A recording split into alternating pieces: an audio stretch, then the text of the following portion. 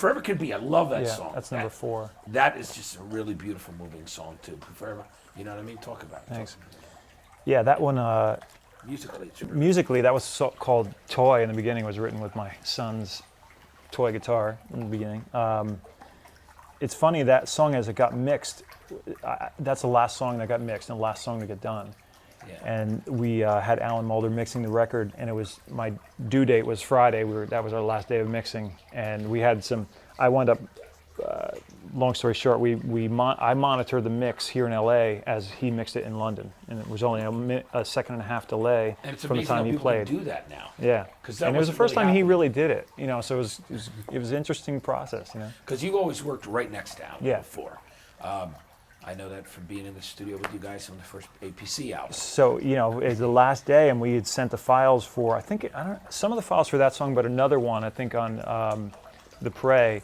The files got lost. They got downloaded and then erased by accident, so we lost an entire day on Forever Can Be with the lyrics. That was the first lyric.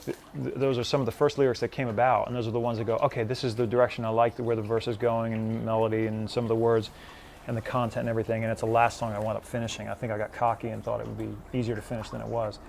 And so I wound up writing the lyrics for that song, you know, 2 days late, like the Sunday that Alan agreed to come back in and finish it.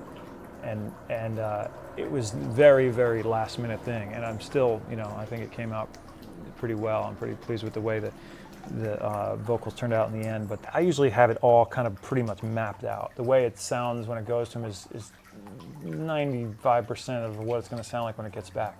It's really nice on those tracks where you're really stumped and it's not the way you want it to be, and you hand it to him and he makes it like so much better than you thought it could ever be, or better than you do yourself. And it's like, I wanted to, next time I do a record, I think I'm going to leave it a little bit looser for someone who's going to mix and not have every effect, you know, panned and automated, and you know, maybe That kind of give has a that lot a to do shot. with how you like to layer and texture in your music. Yeah. You've always been a soundscape kind of guy. Yeah, it gets a little, you know, when there's that much going on, I get nervous that, you know, in the mix process it'd be too daunting to sit there and deal with all these elements going on. So I usually try and make it pretty well flushed out. And I think Also- what on Forever Can Be, Alan wound up kind of just taming it back, like taking a lot of the elements out and making it more streamlined song. And I think it hits harder that